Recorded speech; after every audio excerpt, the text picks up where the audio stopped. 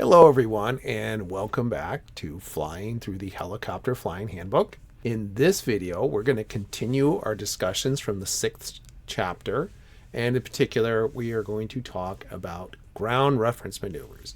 So what are ground reference maneuvers? Very simply, they are maneuvers that are done with reference to something on the ground. There are three different kinds of ground reference maneuvers. There's a rectangular course, which we'll talk about first. S-turns, sometimes called S-turns across a road, and also something called turns around a point. So these are maneuvers that you will have to do as part of your flight test. How does that work? Well, let's start with the rectangular course. Now, in general, all of these maneuvers are something that you should start 600 to 1,000 feet in the air, and you generally speaking want to start them downwind. So why downwind? When you have the highest ground speed, you have the highest bank angle that's required for a certain radius of turn. Generally speaking, you probably want to keep your bank angle for these maneuvers below 30 degrees, and if you have the steepest bank angle right away, when you enter the maneuver, it's going to help you not get overly steep later.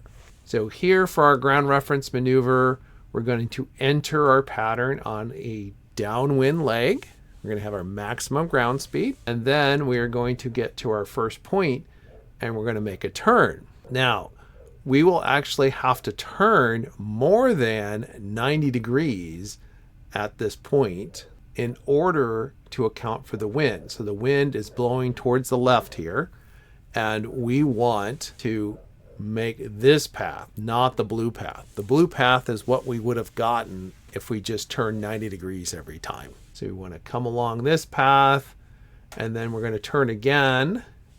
In this case, we're going to turn less than 90 degrees because the nose is already a little bit to the left. And now we're coming in our upwind leg, and then we want to turn this other crosswind leg, we'll call it. I need to turn less than 90 degrees so that I don't get blown in to my little rectangle. So I'm going to have the nose pointed outward. I come up here to this corner, and I'm going to have to turn more than 90 degrees because, again, the nose is pointed to the right. So that's pretty much a rectangular course, which looks a lot like a pattern for a reason. I actually had an examiner that I used to use a lot, and he would almost never ask for a turn around point or an S-turn if your patterns looked good. If your patterns looked good, he would say, all right, looks great, check the box, we did a ground reference maneuver.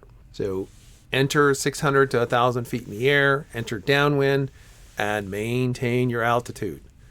Your altitude is objective. It is very easy to fail the maneuver if you do not maintain your altitude within standards. It's a little bit harder for you to fail based on the fact that your shape didn't look beautiful. It's a little bit harder for someone to argue that that was bad, but it's not hard for someone to argue that you missed your altitudes. All right, the next one is S-turns, sometimes called S-turns across a road. So you want to find a straight reference line.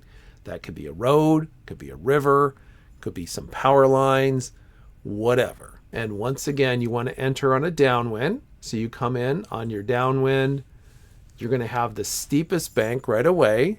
You're going to turn, and you're going to make a half circle. Now, as you get to that 90-degree point, you're going to start shallowing it out. Why? Because you're going to start going into the wind.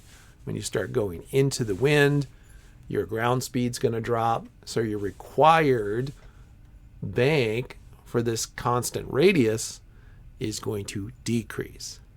You want to cross over the reference line dead perpendicular, momentarily level, and then immediately go into the next turn. So you're going to have the shallowest bank here because you're going the slowest over the ground. And then as you come around, you get to your 90-degree point, you're going to start to pick up speed, and you're going to go steeper again. And that's an S turn. Finally, we have probably the most requested ground reference maneuver, and that would be a turn around a point. So how does this work? Pick a point, something you can easily see, and then you're going to make a constant radius and altitude circle around your point. Once again, you're going to enter downwind so that you will have the steepest bank immediately. That way you're not going to get overly steep. So you will bank, you will start your circle. As you get to the 90-degree point, you're going to start shallowing out that bank because you're going to start to lose ground speed. And then you will shallow it even more at the 180 point. And then as you come around to that 270 point, you're going to slowly start increasing your bank. And once again, when you make it to the 360 point, you're going to have the steepest bank. So a couple of tips with this maneuver: pick some points that are equidistant and basically fly between those points. Yes, you should try to make it look like a circle, but it helps. People have a tendency to drift in toward the center, especially if they stare at it too much. So you want to avoid doing that. Divide your attention. And again, make sure that that altitude is where it's supposed to be. That's the biggest thing that people fail on. Some general things that can happen with these maneuvers.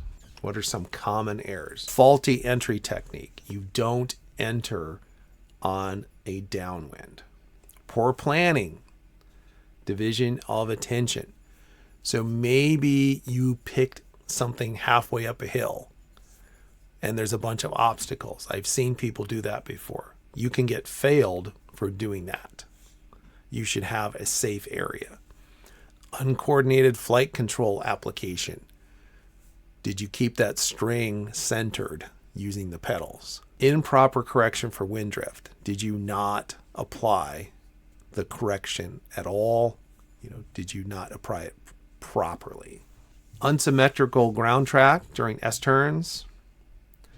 Failure to maintain selected altitude or airspeed. Again, that's a big one. Selecting a ground reference where there is no suitable emergency site.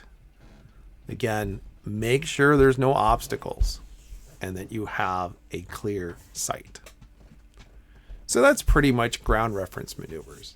And that's all for this video. We'll see you in the next one.